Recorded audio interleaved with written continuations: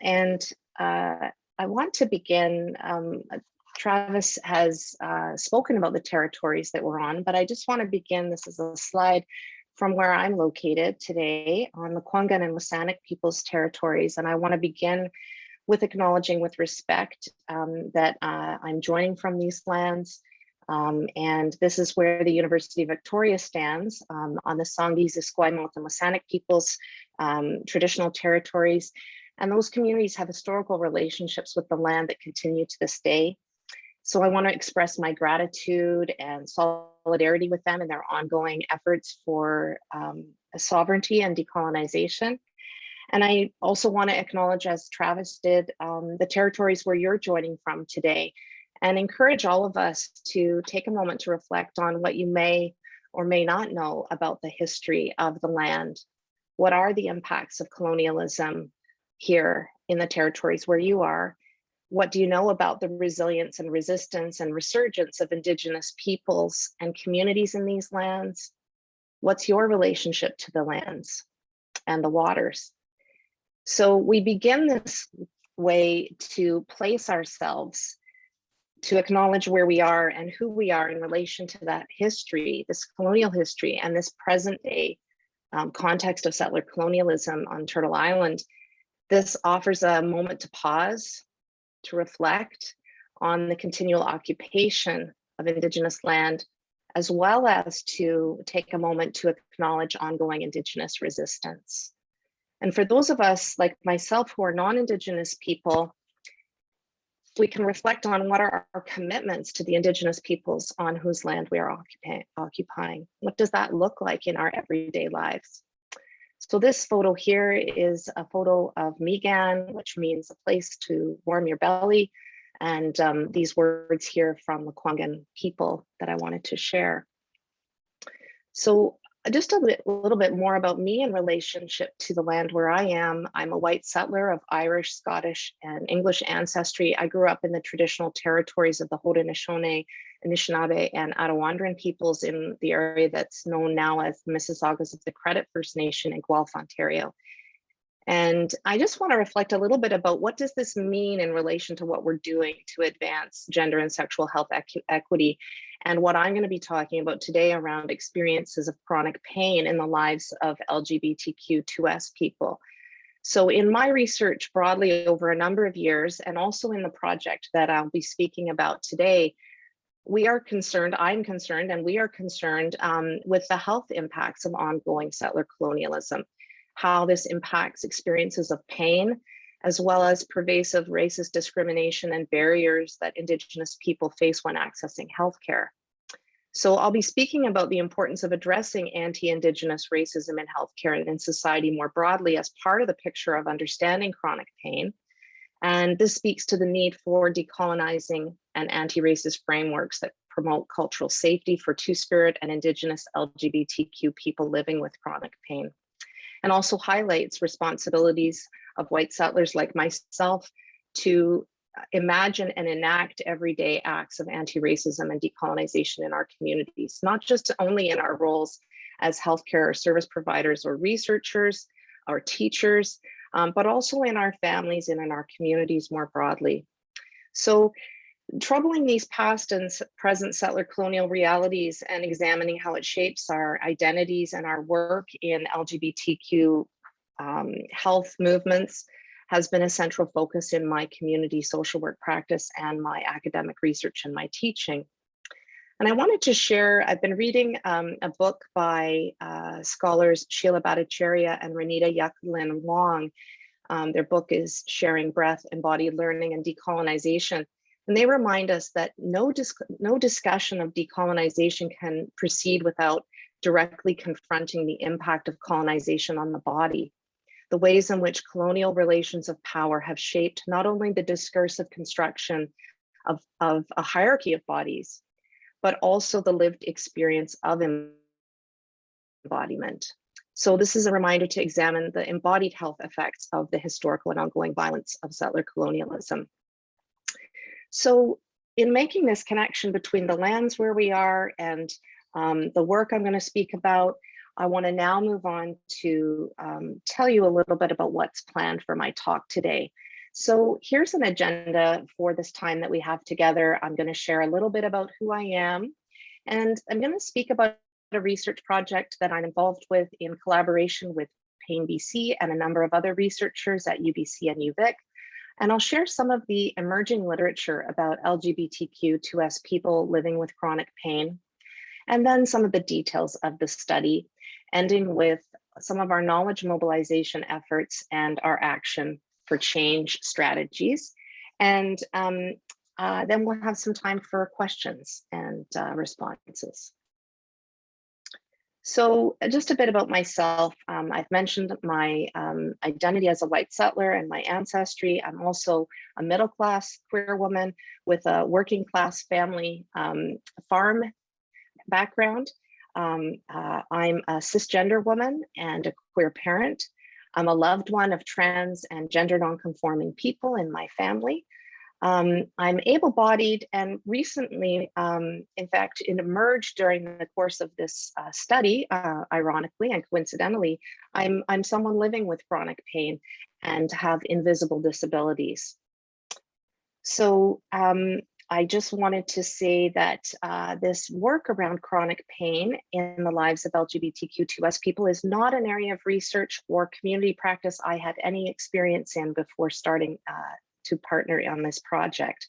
I certainly knew of queer and trans and two-spirit people in my life speak about chronic pain and the challenges of navigating systems.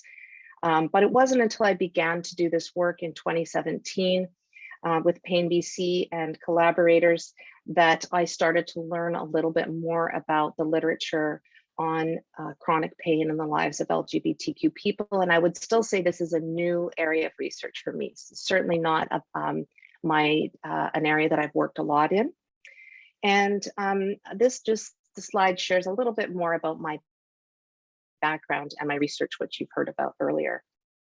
So this is from our website, the slide here of the Equip Chronic Pain Project.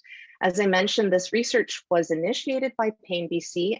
They are a provincial-wide non-governmental organization bringing people together in pain, as well as their families and healthcare providers and other key stakeholders to improve the lives of people living with chronic pain in BC, in Canada, and beyond. And they're taking a real leadership role through the Canadian Pain Task Force, which I'll speak about later on. So Pain BC identified there was a need to develop contextually tailored responses to chronic pain for people experiencing social marginalization. And they invited researchers from UBC and UVic to partner with them on the project. And we received a Michael Smith Foundation for Health Research Convening and Collaborating Grant, and also a SSHRC Partnership Engage grant for this research. Here's a description of our team. The wonderful people that I've been collaborating with at UBC and UVic and Pain BC. So just to give you a little bit of a background about pain. Pain is a physical and an emotional experience. Some might also say a spiritual experience, but definitely when we look at this definition from the International Association for the Study of Pain, it helps us to get a sense of what are we talking about when we think about pain. And it's also important to recognize when we say chronic pain, that chronic pain is largely invisible, and people who are living with chronic pain often feel disbelieved and stigmatized. And people who experience social marginalization experience greater prevalence of painful medical conditions. This is shown in the literature widely, and that discrimination and health equities and barriers to care are a part of the lived experiences of folks with chronic pain. We also know that there's been a frequent emphasis or overemphasis on biomedical approaches, despite the evidence that there's effectiveness, in fact, perhaps in some cases more, with psychosocial interventions. But we also know that the social context of pain as well as the social and structural context of care, has really received not enough attention, and it's really not well understood. So that was part of the motivation for this study. So the purpose of our study was to learn more about the relationship between chronic pain and intersecting experiences of social marginalization. We wanted to get a deeper understanding about what the experiences of discrimination and stigma were across diverse marginalized communities, so we could advance equity-oriented healthcare approaches for people living with chronic pain.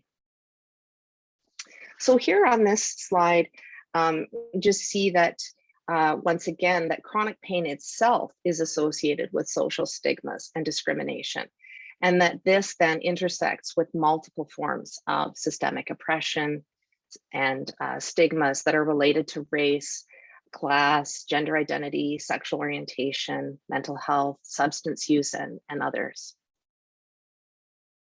So I just want to share a little bit about what I am learning myself as I dive into the literature about LGBTQ people living with chronic pain.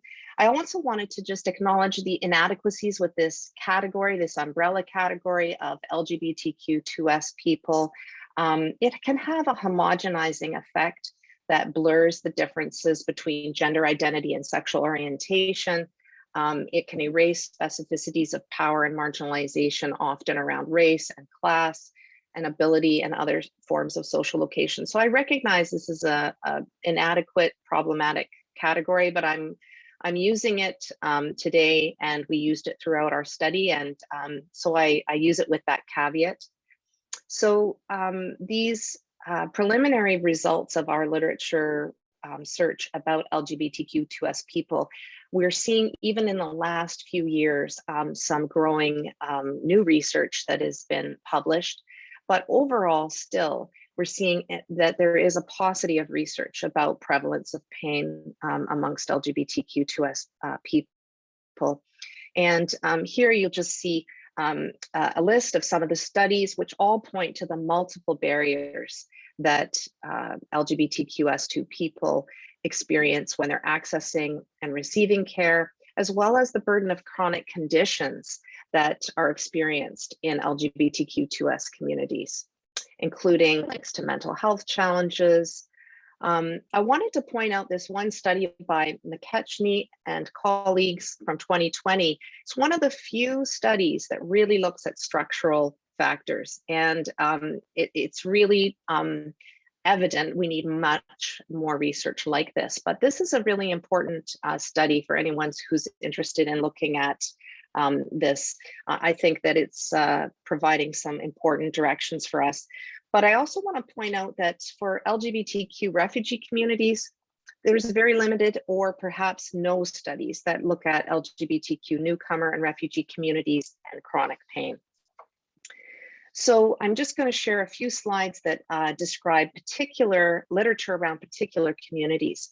We see some specific literature emerging about experiences of pain for trans and non-binary people, growing literature looking at experiences for trans-masculine people and people assigned female at birth related to post-surgery pain and chest binding, and that's related to gender-affirming surgeries and gender-affirming healthcare.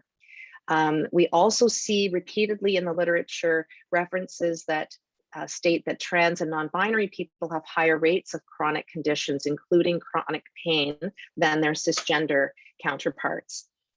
And an overarching theme here is really that people are not accessing care at all due to past and present experiences of transphobic and cisnormative stigma and discrimination. Another theme in the literature is about healthcare provider education. Most of the studies do discuss the urgent need for increased education for healthcare providers, specifically about LGBTQ health, and to increase competencies for providers.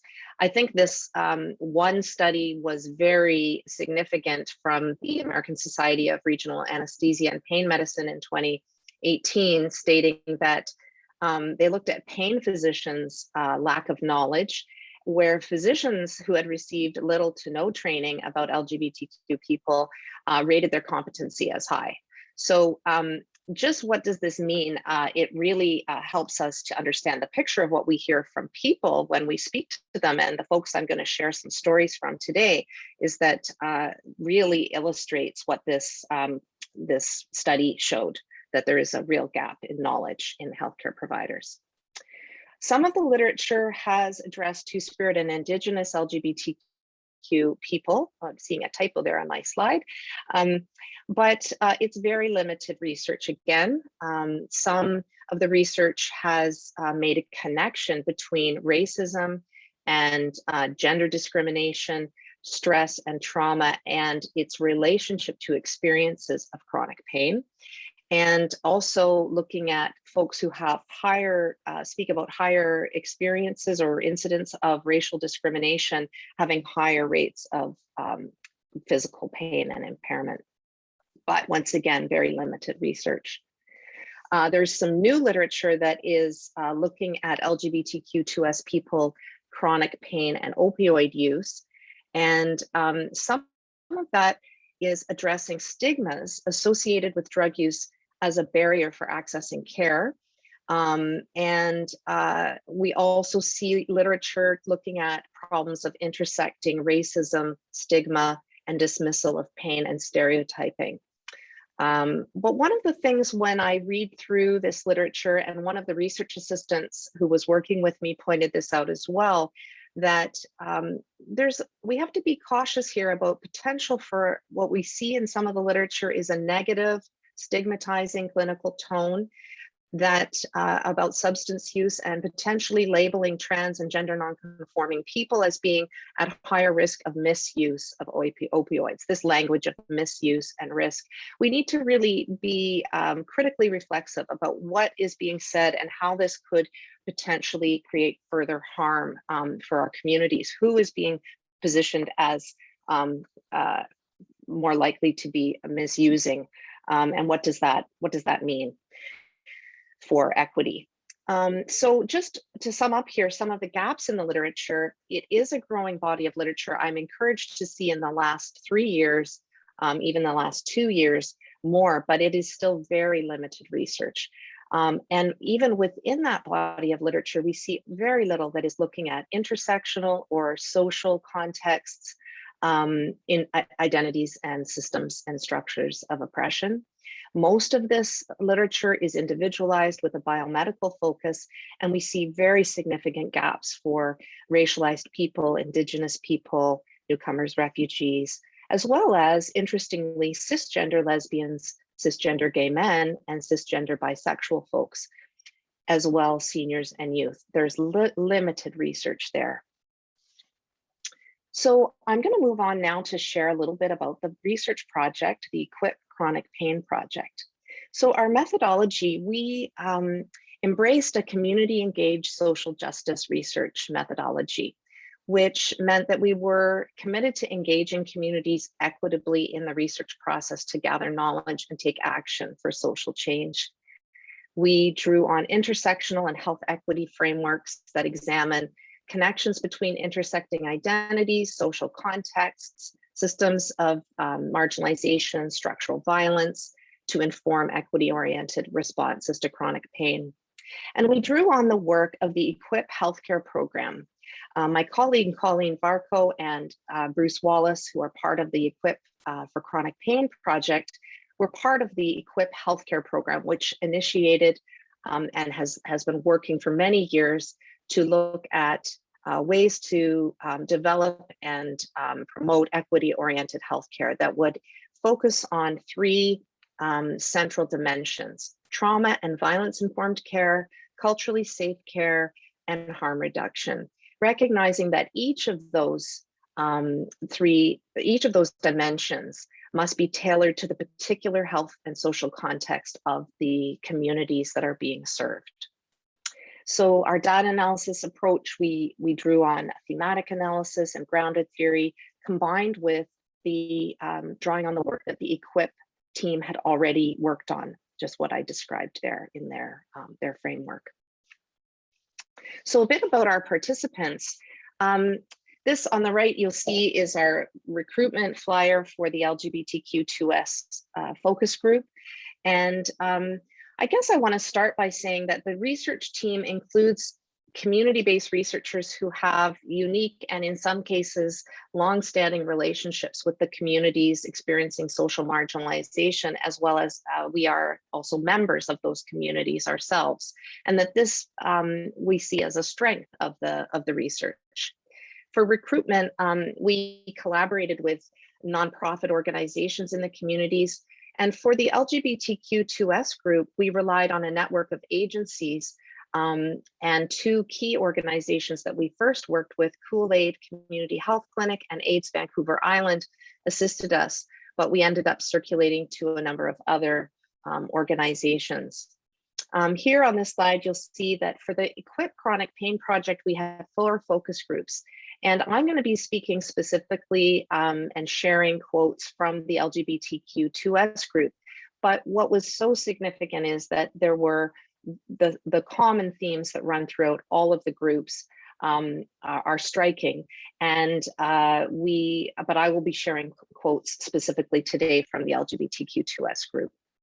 One of the things about recruitment that I wanted to mention is I was particularly struck by the isolation and lack of designated LGBTQ health services and culturally safe services in Victoria and on Vancouver Island. There are no formal organizations that work specifically with LGBTQ2S people. And so most of the groups we worked with were grassroots collectives, sometimes volunteer-based. You know, we did really see that many of the LGBTQ2S folks that participated were very isolated, didn't know about local resources, wanted to share their stories individually with us before coming to the focus group, as well as in the group. They wanted to meet one another, and they were in need of support. Some were in crisis. So I think it's important to really acknowledge what the context was for people as they came to the research. So a bit about our study. We used focus groups, and each group was co-facilitated by a researcher and a community member. And one of the things that I just kind of connected with what I've just said about isolation, some of the quotes we heard from people, you know, I wanted to come because I wanted to be with others like myself. Another person said, I heard this research was being done in a good way. They heard this from an activist organization, and they said, I think it aligns with my values. I think these things are important to note, that LGBTQ2S people have experienced harm in research. I spoke about this at the beginning of the focus group, and there was a notable sigh in the room as people relaxed to hear me say that I've participated in research that's been harmful to me as a queer person. And we know that research is not always meaningful or safe for our communities. So we spent a lot of time working to create accessibility and cultural safety.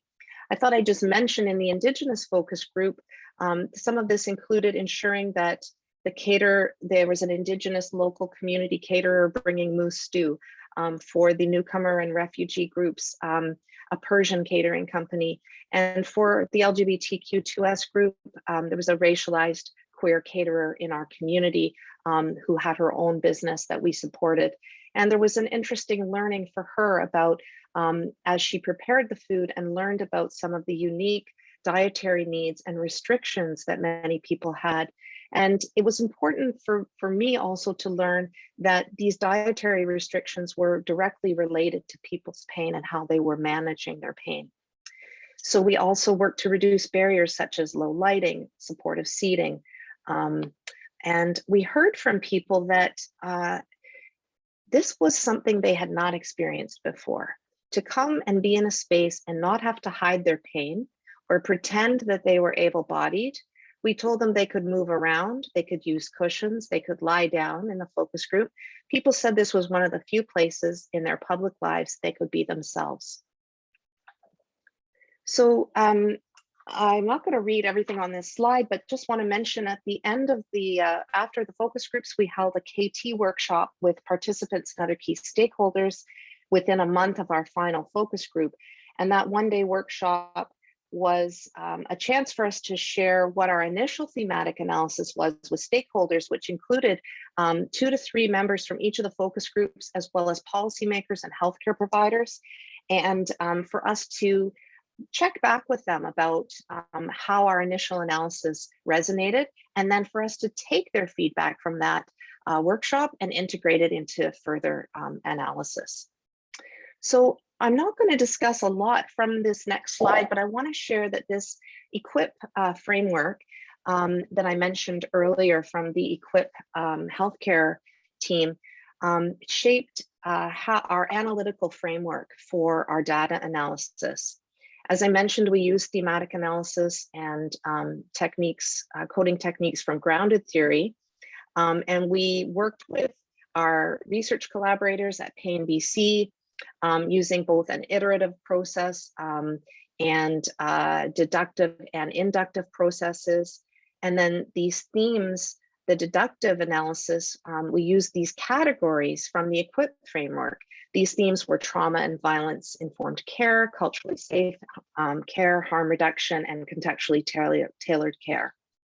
So really just quick overview here that the TVIC framework goes beyond trauma-informed care to explicitly respond to structural and forms of violence in addition to the interpersonal forms of violence. It looks at systemic inequities.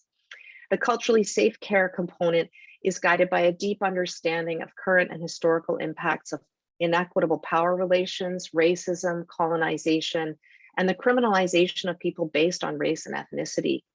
Some cultural safety frameworks also have been adopted specifically for LGBTQ2S people and people who use drugs. Our harm reduction lens is to provide services for people who use substances in a respectful, inclusive, and non-stigmatizing manner, with the intent to develop policies that minimize harm associated with substance use and criminalization. And then finally, contextually oriented care, the 3 dimensions are interconnected. This is the intersectional piece about understanding intersecting contexts. So the context is critical, and we were constantly bringing our attention to the multiple and intersecting forms of marginalization in our analysis. So these were the findings across all of the different groups, all the different focus groups. And then what I'm going to do next is go through these with specific examples from the LGBTQ2S group.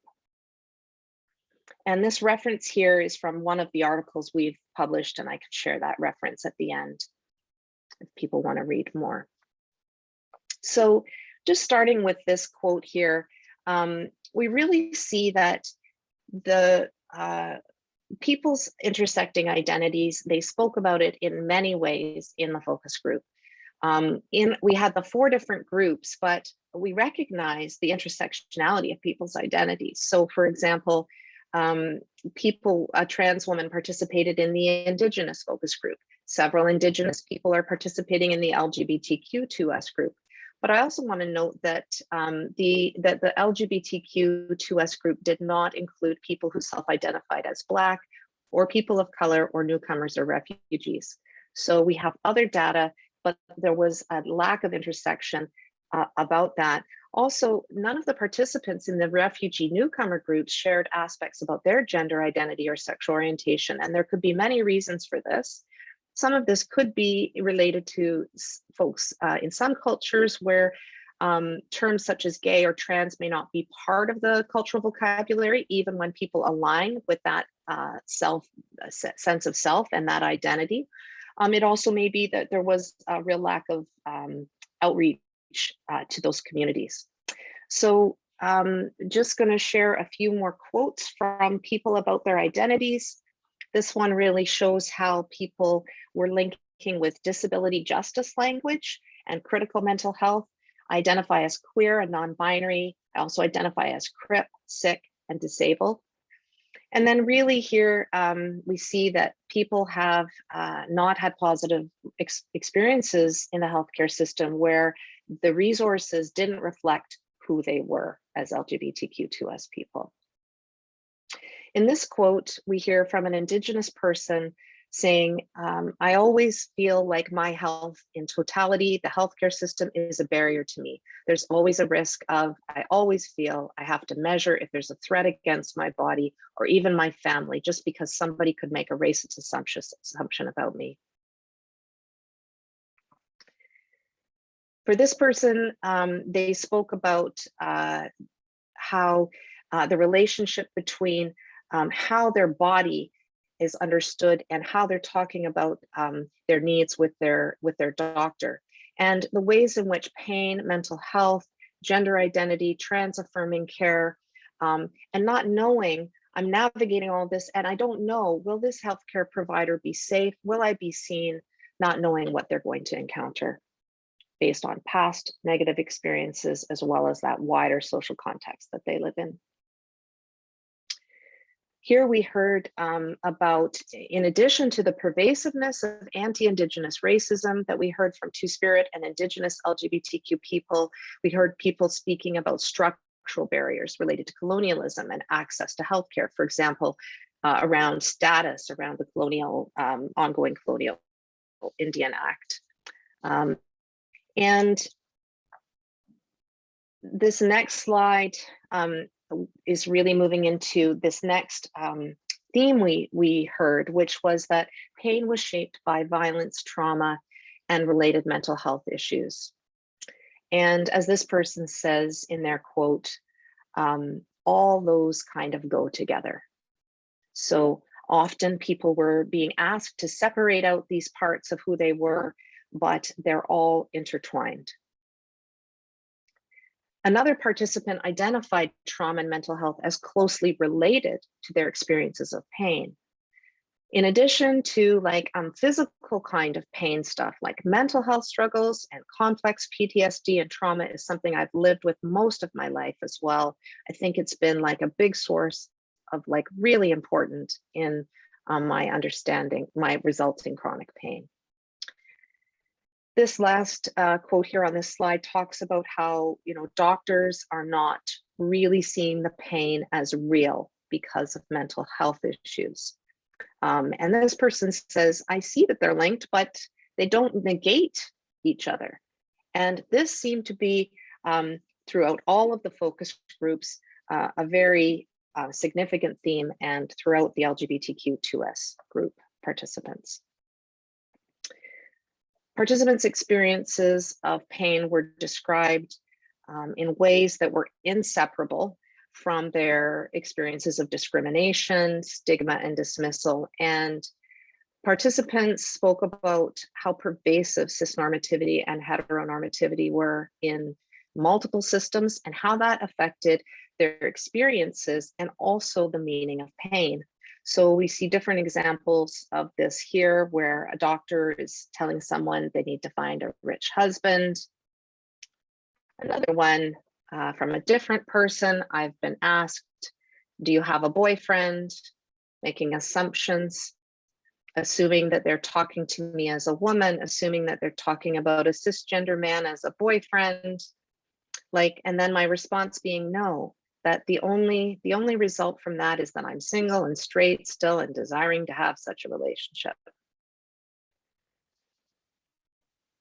This next quote, I wanted to share about being a student and being at a post-secondary institution and experiences like working with the Disability Resource Center on campus that I've been at with various professors and others that are above me as a student, and also in combination with my fibromyalgia, which is chronic, constant kind of pain, but also having PMS and menstrual issues combined with the gender identity stuff makes just a whole other mixed bag of things to limit you in sort of access to education and to acceptance.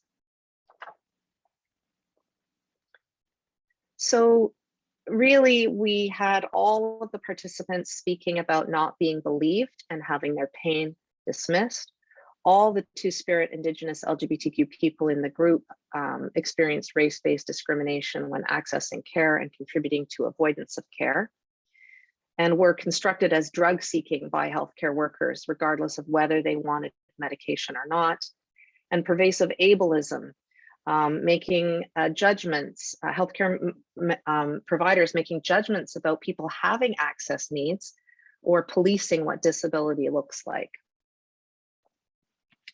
So overwhelmingly, most people described being unable to find effective pain management. And in their inadequate and ineffective healthcare, people tried many things. We heard people say, I've tried everything. And this was across all of the 4 focus groups. And most were only able to access pharmaceuticals, and many in each group described this as very limited and problematic.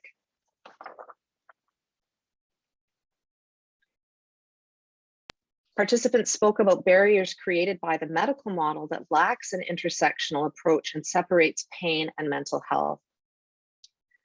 So I think for the sake of time, I'm not going to read all of these quotes, but I like to bring in as many quotes as possible so we can actually have folks with us in the room, which is what it feels like to me when I hear their voices. But for the sake of time, I'm going to move through them a little more quickly. This one was quite striking and disturbing. Participants speaking about sexual misconduct from providers.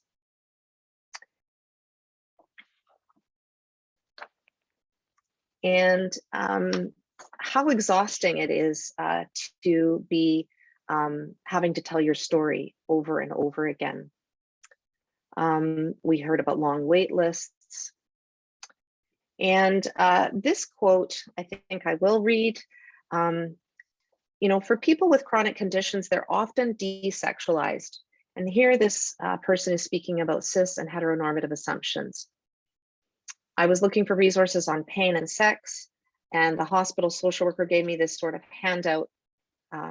And some of it's fairly neutral, but sort of the main part of it was completely heterosexist or heterocentric.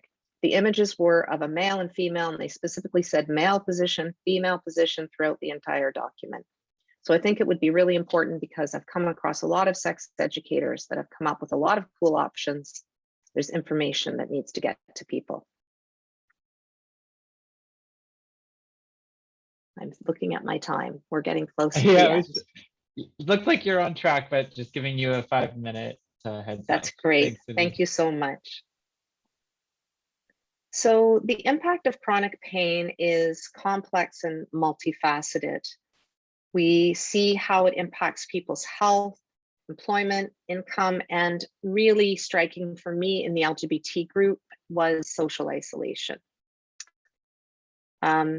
These are some slides where people shared some quotes about what helps, believing people, not giving up. This person's talking about community mapping. What are the queer-friendly, Indigenous-friendly, trans-friendly services? Overarchingly, we hear about the importance of connecting, not compartmentalizing, and looking at the intersections between chronic pain, mental health, and well-being. Culturally safe care for all communities. Take responsibility to educate yourselves, recognize sexual and gender diversity and our intersecting identities, address poverty. So there's some limitations with this study. It is a small number of participants, and we were limited in terms of who could participate. We recognize that there are some gaps, but still think that this contributes to helping us understand more broadly the intersections of chronic pain in people's lives. So some implications and recommendations quickly before I close. The Canadian Pain Task Force has just come out with a very important document on taking action. All of a sudden, I'm forgetting the title of this important document. Perhaps one of my colleagues can share it later. But this one of this first point here is it comes from their final report, which was just released in May. Create guidelines and policies for equity-oriented and trauma and violence-informed pain care across that recognize the differences in experience and expression across populations.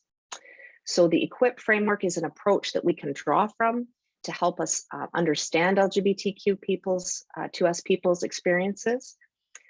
Our findings about anti-Indigenous racism are very similar to those of the recently released In Plain Sight report about anti-Indigenous racism in healthcare in BC. This points to the importance of addressing anti-Indigenous racism as well as other forms of racism in the healthcare system as a part of how we think about LGBTQ2S people's health and well-being. And just to end here, some of the mobilization that we're doing, we've done a number of exciting things and they're ongoing. So I mentioned the KT event or the Knowledge Mobilization event in 2019. PAIN BC as an organization is involved in a number of equity initiatives. I won't go into it all here, but with their volunteer training, a number of important equity initiatives. Our team has published 2 articles and another in the works. The Canadian National Task Force on Pain. This is what I was just referring to. Maria Hudspeth, the executive director of PAIN BC, has been a co-chair of this task force. And this report is excellent in calling for equity and intersectional and violence and trauma-informed understandings of pain. And it mentions the disproportionate burden of pain amongst LGBTQ2S non-binary people. And lastly, I'll just mention I was approached recently by a social worker in Victoria who heard about the research and who is working with trans and non-binary youth and noticing high percentages of those youth experiencing chronic pain. And so we're working together with PAIN BC to do curriculum revisions on the Making Sense for Pain curriculum, which is a support group that could be delivered to trans and non-binary and two-spirit youth. So just to acknowledge the wonderful participants and community organizations, the research assistants and the funders. We will share these later with you with the references and the contact information. Thank you so much.